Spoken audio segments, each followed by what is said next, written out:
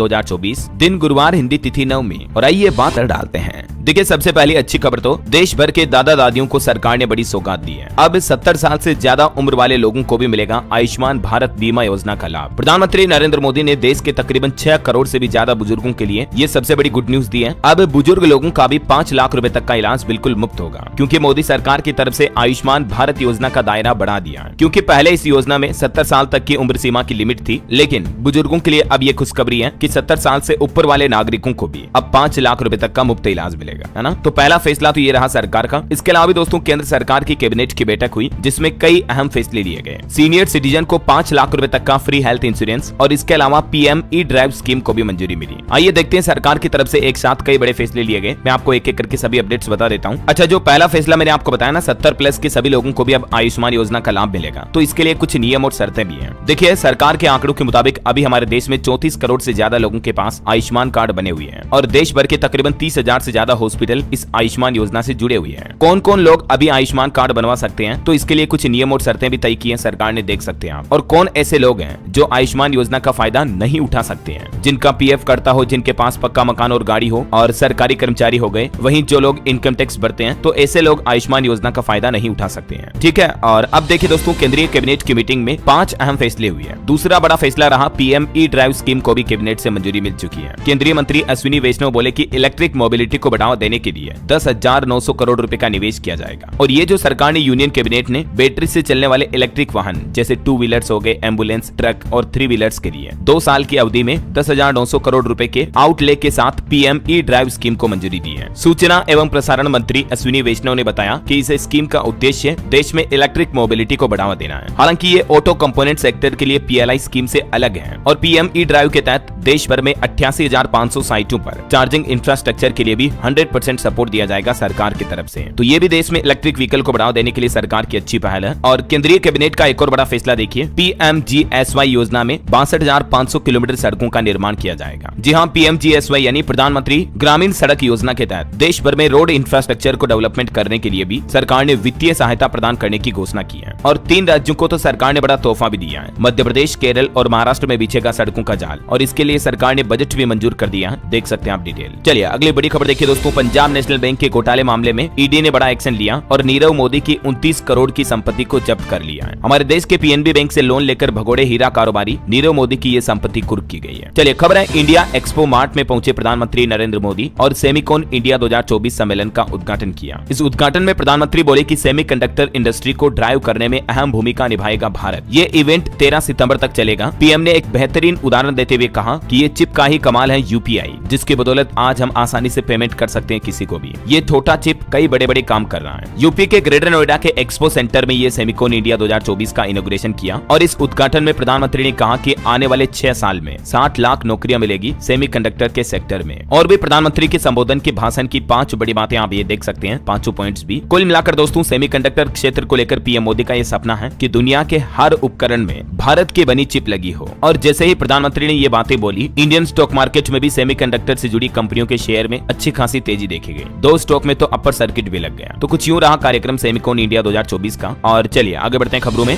देखिए आप अगली खबर, दिल्ली के मुख्यमंत्री अरविंद केजरीवाल की न्यायिक हिरासत को 25 सितंबर तक बढ़ा दिया है। सीबीआई की चार्जशीट पर भी जवाब दाखिल किया। राउज एवेन्यू कोर्ट ने आम आदमी पार्टी विधायक को जमानत भी दी। वहीं महिलाओं, माताओं, बहनों के लिए बड़ी अच्छी खबर देखिए, कामकाजी महिलाओं की टेंशन अब दूर होगी। निजी उद्योगों के साथ मिलकर क्रेच खोलेगी सरकार। दरअसल आपको पता होगा, हमारे देश में कामकाजी महिलाएं जो होती हैं, हमेशा अपने बच्चों की देखभाल और सुरक्षा को लेकर चिंतित रहती हैं, राइट। तो अब इसी चीज को महसूस करते हुए सरकार ने बजट में निजी उद्योगों के साथ मिलकर जो क्रेच योजना शुरू करने की घोषणा की थी, तो इस पर अब केंद्रीय महिला एवं बाल विकास मंत्री का कहना है कि इस दिशा में सरकार काम कर रही है। अभी भी कार्यबल में महिलाओं की भागीदारी दिनों दिन बढ़ रही है और अगले 5 सालों में सरकार का और प्लान है कि देश के कार्यक्षेत्र में महिलाओं की भागीदारी बढ़ाने के लिए उनके बच्चों की देखभाल और सुरक्षा को सुनिश्चित किया जाए। अभी सरकार ने सखी निवास योजना में भी क्रेच स्थापित करने का प्रावधान रखा है, देख सकते हैं आप इसके बारे में डिटेल भी। और क्रेचों की स्थापना पर सरकार ने इंडस्ट्री से परामर्श सुझाव भी मांगे हैं। चलिए चलिए अगली बड़ी खबर देखिए दोस्तों, दुनिया में एक बार फिर से कोरोना अपना कहर बरपा सकता है। डॉक्टर्स ने चेतावनी जारी की है कि कोरोना का एक नया सब वेरिएंट XEC से खतरा बढ़ सकता है, यानी आने वाले समय में कोरोना के मामले एक बार फिर से बढ़ सकते हैं, क्योंकि अभी भी दुनिया में कई जगहों पर XEC के मामले सामने आने लगे हैं। खास करके यूरोप में कोविड-19 का ये सब वेरिएंट तेजी से फैल रहा है। हालिया एक रिपोर्ट में भी इस सब वेरिएंट को लेकर जो जानकारी सामने आई, दुनिया भर के स्वास्थ्य अधिकारियों का ध्यान खींचा है और माना जा रहा दोस्तों की ये जो सब वेरिएंट है ये कोरोना के पुराने वेरिएंट KP.3.11 से भी खतरनाक साबित हो सकता है। इसीलिए डॉक्टर्स और विशेषज्ञ वैज्ञानिकों ने चिंता जताते हुए ये चेतावनी भी दी है। और इधर हमारे भारत में भी मंकी पॉक्स को लेकर सरकार की तैयारियां देखिए आप। NCDC ने राज्यों से कहा कि कोरोना से अलग रहेंगे इसके नियम। मंकी पॉक्स के लिए अभी सामूहिक टीकाकरण की कोई जरूरत नहीं है। NCDC यानी कि राष्ट्रीय रोग नियंत्रण केंद्र की तरफ से देश भर के सभी राज्यों को ये गाइडलाइंस और अलर्ट जारी किया है। चलिए अगली एक रिपोर्ट सामने आ रही दोस्तों की दुनिया के शीर्ष 25 हवाई अड्डों में भारत का सिर्फ एक एयरपोर्ट शामिल है। OAG की तरफ से ये लिस्ट जारी की गई और इस रैंकिंग के मुताबिक दुनिया के टॉप 50 एयरपोर्ट्स में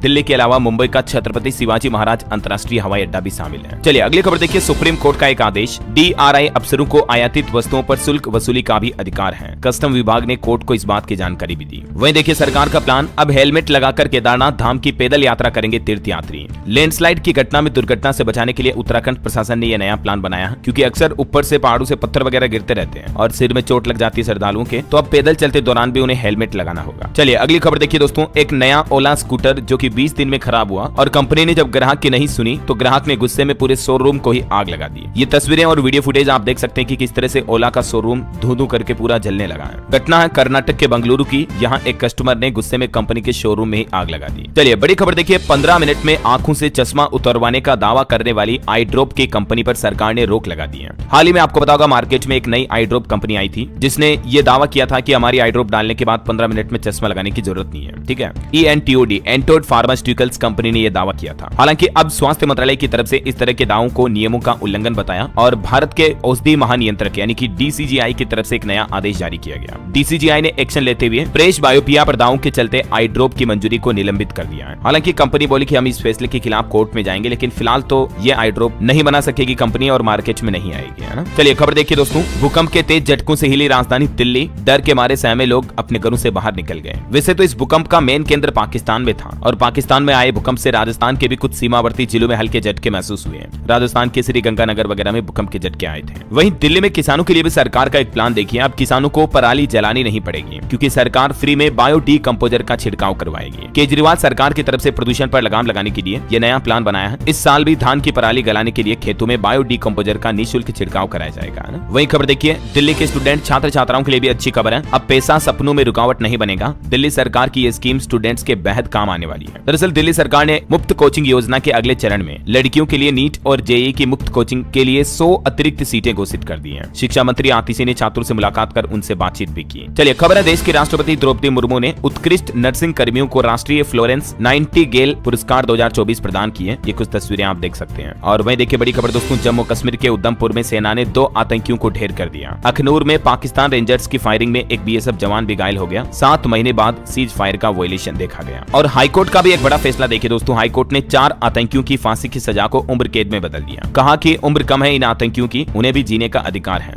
इन आतंकियों ने मोदी की एक सभा में ब्लास्ट किए थे। बिहार पटना हाईकोर्ट की तरफ से ये फैसला सुनाया गया। वैसे ये घटना है साल 2013 की, जब नरेंद्र मोदी की एक रैली में सीरियल ब्लास्ट किया था इन आतंकियों ने। और घटना के बाद सिविल कोर्ट ने तो सभी आरोपियों को फांसी की सजा सुनाई थी, लेकिन अभी फिलहाल पटना हाईकोर्ट ने इनकी सजा को कम करते हुए उम्र कैद में बदल दिया है। और वहीं देखिए किसान आंदोलन पर भी खबर आ रही है। पंजाब हरियाणा के शंभू बॉर्डर मामले में हाई पावर कमेटी की मीटिंग हुई और सरकार ने पंजाब हरियाणा के अधिकारियों के साथ बैठक करके एक नई स्ट्रेटेजी भी बनाई। अब किसानों से भी मुलाकात करेगी सरकार ये शंभू बॉर्डर खोलने के मामले को लेकर। वहीं देखिए मणिपुर हिंसा मामले पर भी एक कांग्रेस सांसद ने गृह मंत्री अमित शाह को एक लेटर लिखा और उसमें कहा कि केंद्र सरकार के लिए मणिपुर मायने नहीं रखता है, अगर ऐसा गुजरात में होता तो आप दुखी होते हैं। वहीं पश्चिम बंगाल कोलकाता ट्रेनी डॉक्टर मामले पर भी देखिए आप, बंगाल की ममता सरकार ने बैठक के लिए डॉक्टरों की शर्तों को नकार दिया। कहा कि लगता नहीं आंदोलनकारी खुले दिमाग से बात करना चाहते हैं, अभी भी डॉक्टर्स हड़ताल पर ही हैं। सरकार के साथ मीटिंग के लिए जूनियर डॉक्टर्स ने ये 4 शर्तें रखी थी, लेकिन बंगाल सरकार ने इन शर्तों को नहीं माना है। चलिए डिफेंस सेक्टर पर एक अच्छी खबर आ रही है। रक्षा निर्माण क्षमताओं को बढ़ा रहा हमारा भारत और इसके लिए सैन्य उपकरणों के सह उत्पादन के लिए भारत सरकार ने फिलीपींस को निमंत्रण भी भेजा है। और वहीं देखिए रेलवे से बड़ी खबर दोस्तों, ट्रेन पलटाने की साजिशें अब नाकाम करेगा रेलवे। पटरियों के पास से रखे लोहे के टुकड़े हटाने के निर्देश भी दिए। आए दिन आपको पता होगा हमारे देश में रेलवे ट्रैक पर कई साजिशों के तहत लोहे के सरिये, सीमेंट के गट्टे रखने की खबरें सामने आती रहती हैं। तो अब रेल मंत्री ने भी कहा कि ट्रेनों में कई कैमरे लगाए जाएंगे। भारतीय रेलवे के खिलाफ साजिशों के बीच खुद रेल मंत्री अश्विनी वैष्णव की तरफ से यह बड़ा ऐलान किया है। चलिए अगली खबर देखिए दोस्तों, सुप्रीम कोर्ट में एक मामला सामने आया जिसमें 84 साल के एक शख्स ने ये दलील दी है कि मुझे आजीवन जेल कारावास देने से बेहतर तो है कि फांसी दे दो। तो सुप्रीम कोर्ट के 3 जजों की पीठ ने क्या कहा कि दोषी सजा नहीं चुन सकता है, यानी कि जो आरोपी है उसको सजा चुनने का अधिकार नहीं है, सजा केवल कोर्ट ही सुना सकती है। फिर जरूरी नहीं कि वो 84 साल की उम्र है तो उसको फांसी दे दो, जेल में रहना तो जेल में रहना पड़ेगा ऐसा। चलिए अगला अपडेट देखिए आप, अब सुपर स्पीड से चलेगा इंटरनेट। केंद्रीय मंत्री ज्योतिरादित्य सिंधिया की तरफ से ये प्लान भी बनाया गया है और उन्होंने प्लान बताया कि सरकार का यह मिशन है साल 2025 तक स्थापित होगा भारत का अपना खुद का 4G ढांचा। सिंधिया ने कहा कि भारत ने देश भर में करीब 4.5 लाख टावर लगाए हैं और अभी सरकार ने करीब 20,000 और टावर लगाने के लिए प्लान भी बना लिया। इस पहल के लिए 44,000 करोड़ रुपए आवंटित किए गए हैं। चलिए खबर है, जल्द ही भारत में दिखेगी हाइड्रोजन वैली। इस कंपनी के साथ मिलकर सरकार ने नया प्लान बनाया। जेनसोल इंजीनियरिंग ने matrix gas and renewables limited के साथ मिलकर मुंबई पुणे में भारत की पहली ग्रीन हाइड्रोजन वैली परियोजना स्थापित करने का ठेका हासिल किया है और इससे हाइड्रोजन ईंधन को बढ़ावा मिलेगा। और वहीं देखिए दोस्तों, जो लोग इंपोर्ट एक्सपोर्ट का बिजनेस करते हैं उनके लिए भी अब काम आसान होगा। सरकार की तरफ से एक नई सर्विस शुरू की गई है। दरअसल सरकार ने कल बुधवार को निर्यात और आयात से जुड़ी सभी प्रकार की जानकारी देने के लिए एक व्यापारिक पोर्टल शुरू किया है। ट्रेड कनेक्ट ई प्लेटफॉर्म नाम से इस पोर्टल पर सूक्ष्म लघु एवं मझोले उद्यम कर्मी जो है MSME वगैरह और कोई भी बड़े कारोबारी तो उनको अपने इंपोर्ट एक्सपोर्ट के बिजनेस से संबंधित सारी डिटेल जानकारी इस पोर्टल पर मिल जाएगी और ये पोर्टल लगातार अपडेट होता रहेगा। केंद्रीय वाणिज्य मंत्री पीयूष गोयल की तरफ से इस पोर्टल का उद्घाटन भी किया गया है। बहरहाल अभी तो कुछ और महत्वपूर्ण और काम की खबरें देखेंगे दोस्तों, लेकिन फिलहाल वक्त तो चला आज के ताजा मौसम समाचार जानने का। और हाँ दोस्तों, आपको याद दिला दूं, अगर आप तो देखिए, एक तो आज 12 सितंबर को देश के 6 राज्यों में बहुत भारी बारिश का अलर्ट है और कुछ राज्य ऐसे हैं जहां मध्यम से भारी बारिश हो सकती है। कुछ अलग अलग राज्यों के मानसून हालात देखिए आप। राजस्थान में अजमेर धौलपुर में भारी बारिश का अलर्ट, उसके बाद स्कूलों में भी छुट्टियां घोषित की गई। खतरे के निशान के करीब बह रही चंबल नदी, बनास नदी में भी 2 भाइयों की डूबने से जान चली गई। मध्य प्रदेश का मानसून अपडेट है, 2 किसान टापू पर फंसे, कलेक्टर ने आर्मी की मदद मांगी। भोपाल में भी 5वीं तक के स्कूलों में छुट्टियां घोषित कर दी है। भारी बारिश के चलते मध्य प्रदेश के कई जिलों में आज छुट्टियां रहेगी, जैसे MP के अशोकनगर, गुना में भी आज छुट्टी की घोषणा की गई है। कक्षा 1 से 8वीं तक के स्कूल बंद रहेंगे। भोपाल में भी नर्सरी से 5वीं तक के स्कूलों में छुट्टियां रहेगी, आंगनबाड़ी भी बंद रहेगी। मध्य प्रदेश ग्वालियर के तिगरा डैम के भी सभी 7 गेट खोले गए। कई सालों का रिकॉर्ड टूट गया यहाँ बारिश का। वह देखिए दोस्तों, पिछले 48 घंटों की बारिश से छत्तीसगढ़, आंध्र प्रदेश और उड़ीसा जैसे राज्यों में भी बाढ़ के हालात पैदा हो गए। सबरी गोदावरी नदियां भी उफान पर चल रही है। छत्तीसगढ़ का मानसून अपडेट देखिए, रायपुर में गरजा रहा एक युवक भी नदी में बह गया। 4 राज्यों के रूट बंद है, संपर्क टूटा छत्तीसगढ़ से। आज भी 10 जिलों में अलर्ट है। इधर उत्तर प्रदेश में भी देखिए बुंदेलखंड में जोरदार बारिश हुई, झांसी की गलियां तो मानो नदी बन गई। यूपी के 7 जिलों में 12वीं तक के स्कूल बंद किए गए आज। वहीं बिहार में देखिए पटना समेत 26 जिलों में बरसात का अलर्ट है। हिमाचल प्रदेश के भी 2 जिलों में सामान्य से ज्यादा बारिश हुई। आज भी कुछ क्षेत्रों में येलो अलर्ट है। झारखंड के 5 जिलों में बारिश का येलो अलर्ट। 13 सितंबर को कल 8 जिलों में भारी बारिश की भी चेतावनी। पंजाब चंडीगढ़ में भी 14 सितंबर से बदलेगा मौसम, हालांकि आज कई जिलों में बारिश की संभावना नहीं है। और भी अगले 24 घंटों के दौरान मौसम की संभावित गतिविधियां क्या रह सकती हैं, तो देख सकते हैं आप आज 12 सितंबर को किन किन राज्यों में बारिश का अलर्ट है। और चलिए दोस्तों, मौसम के बाद सराफा बाजार पर नजर डालें तो देखिए सोना 404 रुपए बढ़कर 71,994 रुपए प्रति 10 ग्राम पर पहुंचा, जबकि चांदी में बहुत ज्यादा तेजी देखी गई। 1200 रुपए प्रति किलो महंगी हुई चांदी और अभी चांदी का भाव 83,407 रुपए प्रति किलो चल रहा है। चलिए फटाफट से मार्केट के भी कुछ अपडेट देख लेते हैं। देखिए सेंसेक्स 398 अंक की गिरावट के साथ 81,523 पर बंद हुआ। निफ्टी में भी 122 अंक की गिरावट देखी गई। और निवेशकों के लिए खबर है, आने वाले 16 सितंबर को 2 कंपनियों के IPO ओपन होंगे।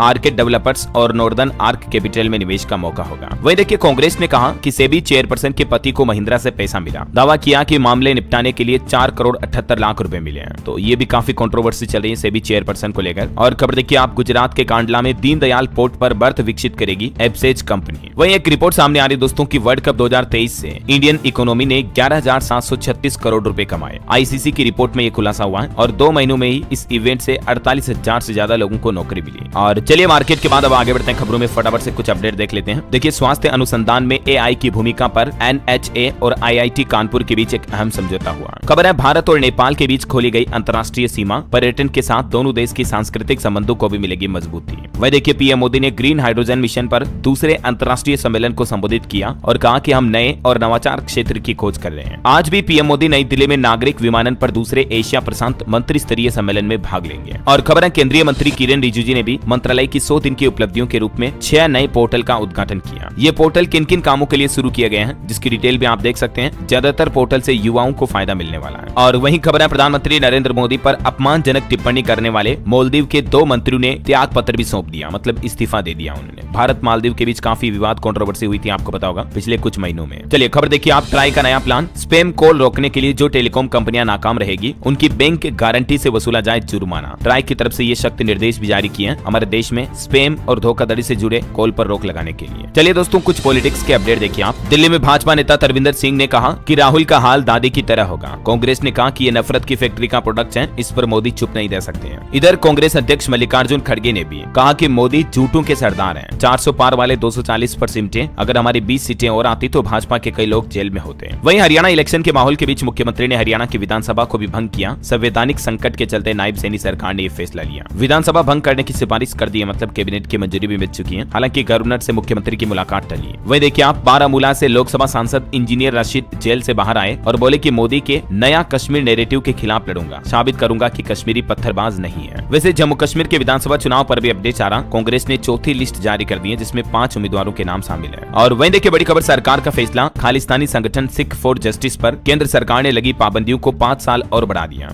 यानी 5 साल तक इस संगठन पर और बैन रहेगा। खबर है मुंबई में नागालैंड के मंत्री तेम जैन के खिलाफ भी जांच शुरू हुई। राज्य में 125 करोड़ निवेश का मामला, कंपनी ने आरोप लगाया कि इन्वेस्टमेंट के बाद सरकार ने दूरी बनाई। वही खबर आ रही कि कांग्रेस ज्वाइन करेगी देश की सबसे अमीर महिला, भाजपा सांसद की मां। बीजेपी ने टिकट नहीं दी इनको और कांग्रेस की लिस्ट भी इसी वजह से अटकी पड़ी है। आपको पता होगा अभी 2-3 दिन पहले ही सावित्री जिंदल, जिन्होंने भाजपा से इस्तीफा दे दिया, तो अब वो कांग्रेस में शामिल होने का प्लान कर रही है। और चलिए पॉलिटिक्स के बाद आगे बढ़ते हैं खबरों में। देखिए आप, हिमाचल प्रदेश शिमला में जो मस्जिद का विरोध प्रदर्शन चल रहा है, मस्जिद का अवैध निर्माण हटाने को लेकर प्रदर्शन अभी भी जारी है। हिंदू संगठनों ने बैरिकेड तोड़े, पुलिस ने लाठी चार्ज भी किया, वाटर कैनन चलाई। और छत्तीसगढ़ में देखिए एक बड़ी चोरी की घटना सामने आई। 15 मिनट में 5 करोड़ का सोना लूटा। एक ज्वेलरी शॉप से 8 किलो गहने लेकर झारखंड की ओर भागे बदमाश। सीसीटीवी में कैद हुई ये पूरी वारदात भी देख सकते हैं आप तस्वीरें। हालांकि अभी तक भी चोर पकड़ में नहीं आए हैं। चलिए अगली एक अच्छी खुशखबरी देखिए आप। पंजाब में 10,77,000 राशन कार्ड बिना किसी जांच के बहाल किए। भगवंत मान सरकार की तरफ से फैसला लिया गया। इन राशन कार्ड धारकों का कोई वेरिफिकेशन नहीं किया जाएगा। पंजाब सरकार ने रद्द कर दिए थे अभी कुछ दिनों पहले ये राशन कार्ड, लेकिन हो सकता है चुनाव को देखते हुए वापस ये निर्णय लिया हो। वहीं बिहार में देखिए आप, नीतीश सरकार ने किसानों की मौज कर दी। धान और गेहूं के साथ इन 2 फसलों पर भी अब एमएसपी मिलेगी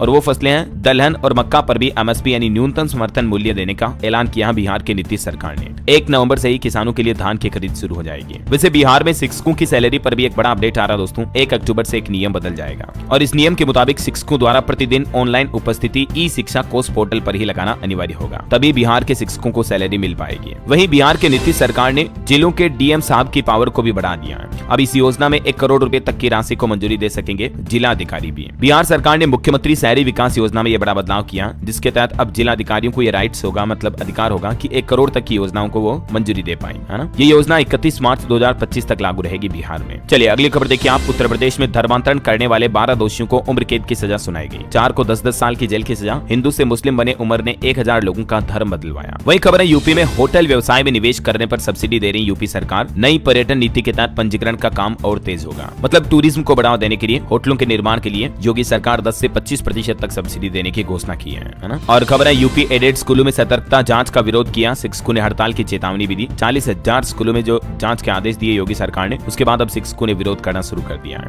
वहीं यूपी में देखिए बिजली विभाग का भी डिजिटलीकरण किया जाएगा। अब DVVNL दफ्तरों में नहीं होगी कागजी कार्यवाही। दिसंबर तक पूरा काम सभी जिला कार्यालयों में ऑनलाइन करने का प्लान बनाया है बिजली विभाग की तरफ से। और खबर है, मुख्यमंत्री योगी आदित्यनाथ ने सेमिकॉन इंडिया 2024 में निर्देश दिया। कहा कि यूपी की छवि निखारने के लिए विदेशी मेहमानों की सुविधाओं का, उनके ख्याल का ध्यान रखें, मतलब ऐसा है ना। चलिए खबर है दोस्तों, पश्चिम बंगाल में कोलकाता डॉक्टर केस पर एक और अपडेट आ रहा कि इस मामले के बाद अब हरकत में आई बंगाल सरकार। राज्य में खुलेगी 5 नई पोक्सो अदालतें भी। वैसे आपको बता दूं, पश्चिम बंगाल में अभी पहले से ही 62 पोक्सो कोर्ट हैं, लेकिन अब 5 और कोर्ट खोलने को मंजूरी दे दी है ममता बनर्जी ने। वही देखिए बड़ी खबर, अब मध्य प्रदेश में नहीं होगी अनाज की जमाखोरी। गेहूं के स्टोरेज को लेकर मोहन यादव सरकार की तरफ से नया नियम बना दिया है और ये स्टॉक लिमिट लागू कर दी है, जो कि अगले साल 31 मार्च 2025 तक लागू रहेगी। फुटकर व्यापारी अभी भी 10 टन से ज्यादा गेहूं अपने पास नहीं रख सकेंगे, है ना। चलिए खबर है, अब डाक खाने में भी चार्ज हो जाएगा आपका इलेक्ट्रिक वाहन। इस राज्य में ये नई सर्विस शुरू हुई है इलेक्ट्रिक वाहनों को बढ़ावा देने के लिए। तेलंगाना सरकार की ये नई पहल है और सैनिकपुरी डाक खाना देश में पहली तरह का ईवी चार्जिंग स्टेशन वाला पोस्ट ऑफिस बन चुका है। मतलब डाकघर में भी अब आप अपनी ईवी गाड़ी को चार्ज कर पाएंगे, है ना। चलिए खबर है, केंद्र सरकार ने हिमाचल प्रदेश को दिए 137 करोड़ रुपए। जल जीवन मिशन और फिनाना सीएम प्रोजेक्ट को इससे रफ्तार मिलेगी। वहीं किसानों के लिए एक और खुशखबरी देखिए आप। सौर ऊर्जा नीति से मालामाल होंगे अन्नदाता। 1.5 करोड़ रुपए तक का अनुदान दिया जाएगा किसानों को। सौर ऊर्जा नीति 2022 के तहत सरकार का जो ये प्लान है, इसके तहत उत्तर प्रदेश सरकार ने भी कहा है कि किसान इस योजना के प्रतिभागी बन सकते हैं और किसानों को कुल मिलाकर 1.5 करोड़ तक का अनुदान मिलेगा। इसके लिए क्या नियम और शर्तें होंगी, जिसकी डिटेल भी आप देख सकते हैं। चलिए खबर है दोस्तों, इस राज्य में अब नकलचियों की खेड़ नहीं। सरकार ने विधानसभा में पेश किया एक सार्वजनिक परीक्षा बिल। असम राज्य सरकार की तरफ से परीक्षा में पेपर लीक करवाने वालों के खिलाफ सख्त कार्रवाई करने के लिए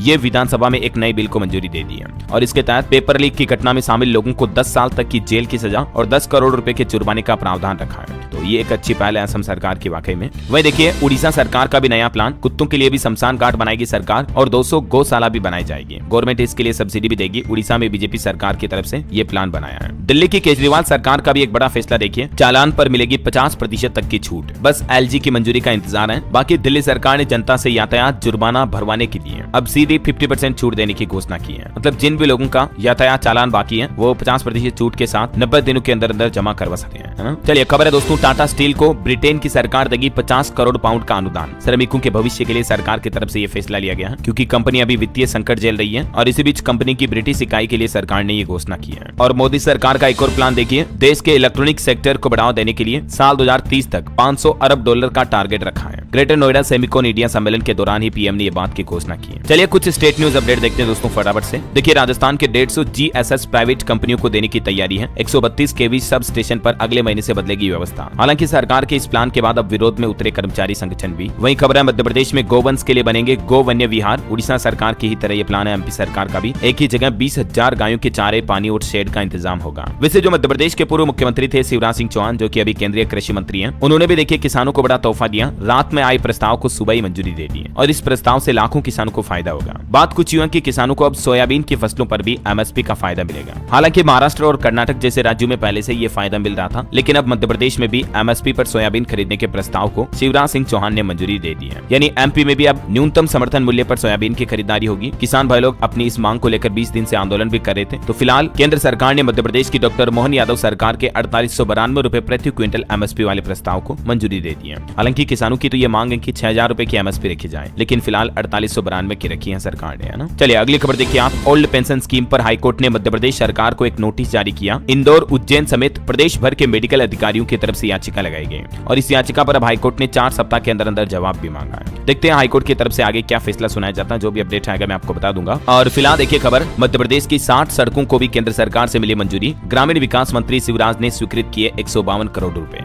चलिए छत्तीसगढ़ हाईकोर्ट का एक बड़ा फैसला देखिए आप। पीसीएस 2005 के परीक्षार्थी आंसर सीट पाने के हकदार हैं। सूचना आयोग के फैसले को हाईकोर्ट ने सही बताया, कहा कि आरटीआई के तहत देनी होगी उत्तर पुस्तिका। वहीं खबर है छत्तीसगढ़ में सीमेंट की बोरी 60 रुपए महंगी हुई क्योंकि पड़ोसी राज्यों में डिमांड है और बृजमोहन ने मुख्यमंत्री को एक पत्र भी लिखा कि जब मजदूरी नहीं बढ़ी तो इसके दाम क्यों बढ़ाए गए। अभी छत्तीसगढ़ में सीमेंट कंपनियों ने सीमेंट के कट्टे में बोरी में कीमतों में इजाफा कर दिया। प्रति बोरी 40 से 50 रुपए तक बढ़ाए गए। इसके बाद अब सीमेंट कट्टा 310 रुपए का हो गया है। वहीं खबर है दोस्तों छत्तीसगढ़ के हितग्राहियों को पीएम आवास की राशि मिलेगी। 15 सितंबर को आवास प्लस मोबाइल ऐप भी लॉन्च किया जाएगा। डिप्टी सीएम बोले कि लिस्ट में जुड़ेंगे नए नाम। चलिए यूपी से खबर देखिए आप। नोएडा में हाई जंप खिलाड़ी प्रवीण कुमार से मिले मुख्यमंत्री योगी आदित्यनाथ। पेरिस पैरालंपिक में इन्होंने गोल्ड मेडल जीता था। सीएम बोले कि पूरे देश का गौरव बढ़ाया आपने। वहीं देखिए बिहार में समस्तीपुर में तेजस्वी यादव ने घोषणा करते हुए कहा कि अगर हमारी सरकार बनी तो 200 यूनिट फ्री बिजली देंगे। प्रीपेड मीटर की शिकायत कर रहे लोगों से बातचीत करते हुए उन्होंने कहा कि हम नया बिहार बनाएंगे। वैसे बिहार वासियों के लिए एक अच्छी खबर ये भी है, आने वाले 15 सितंबर से चलेगी टाटा नगर पटना वंदे भारत ट्रेन। प्रधानमंत्री नरेंद्र मोदी इस ट्रेन को हरी झंडी दिखाएंगे। 6 घंटे 50 मिनट में पूरा होगा 450 किलोमीटर का सफर। वैसे न सिर्फ बिहार में बल्कि झारखंड समेत कई राज्यों में नई वंदे भारत ट्रेनें शुरू करेंगे। 15 सितंबर को झारखंड आएंगे पीएम मोदी। यहाँ जमशेदपुर से 11 वंदे भारत एक्सप्रेस ट्रेनों को हरी झंडी दिखाएंगे। बच्चों व रेलकर्मी से बातचीत भी करेंगे। इसके अलावा भी 15 सितंबर को झारखंड में लाखों अभ्यर्थियों को पीएम आवास योजना की अगली किस्त भी जारी करेंगे प्रधानमंत्री नरेंद्र मोदी।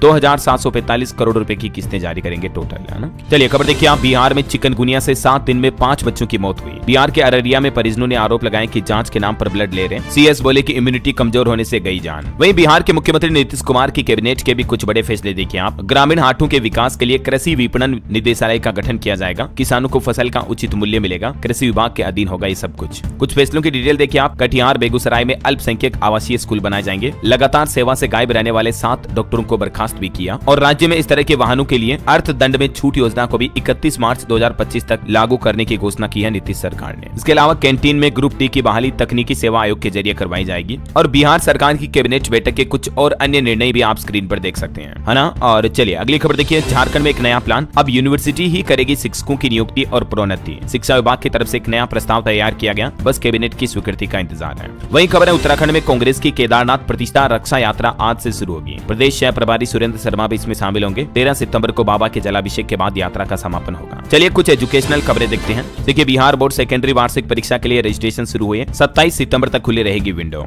वहीं all India India Ayush PG counselling के लिए भी रजिस्ट्रेशन स्टार्ट हुए। राउंड 1 के लिए 16 सितंबर तक पंजीकरण का मौका है। सरकारी नौकरी पर अपडेट है। राजस्थान सीईटी 2024 एग्जाम डेट बदल चुकी है। अब 27-28 सितंबर को होगी परीक्षा। एज लिमिट 40 साल। वहीं देखिए आईआईटी से करें एआई यानी आर्टिफिशियल इंटेलिजेंस में बीएससी बीएस वगैरह। जेईई के स्कोर की भी जरूरत नहीं होगी। राजस्थान आईआईटी जोधपुर की तरफ से ये नया कोर्स शुरू किया गया है। और खबर है राजस्थान में मेडिकल ऑफिसर के भी 1200 से ज्यादा पदों पर भर्ती होगी। 56,000 तक का वेतन मिलेगा। योग्य उम्मीदवार ऑफिशियल वेबसाइट पर जाकर आवेदन कर सकते हैं। चलिए ऑटो इंडस्ट्री से खबर देखिए दोस्तों। एमजी की विंडसर ईवी 10 लाख रुपए में लॉन्च हुई। ये भारत की पहली क्रॉस ओवर यूटिलिटी व्हीकल है। फुल चार्ज करने पर 331 किलोमीटर का माइलेज देगी। और मोबाइल फोन लॉन्चिंग पर भी खबर है। लावा का ब्लेज 3 5G स्मार्टफोन जल्द लॉन्च होगा। इसमें आपको 50 मेगापिक्सल कैमरा, 5000 mAh बैटरी मिलेगी। अनुमानित कीमत 15,000 रुपए तक हो सकती है। खेल समाचार पर खबर देखिए। Bharat hockey Asian championship trophy के सेमीफाइनल में पहुंचा। लगातार तीसरी जीत हुई। मलेशिया को 8-1 से हराया। राजकुमार की हैट्रिक भी देखने को मिली। वही खबर है दोस्तों 200 से ज्यादा कर्मचारियों की छटनी करेगी सैमसंग कंपनी। बिक्री में लगातार गिरावट के बीच कंपनी ने यह फैसला लिया है। और अंतर्राष्ट्रीय न्यूज पर खबर देखिए आप। इजराइल हमास जंग रुकने का नाम नहीं ले रही। गाजा पर कहर बनकर टूट रहा इजराइल। अब सुरक्षित जोन में हमला किया। 19 फिलिस्तीनियों की मौत हुई।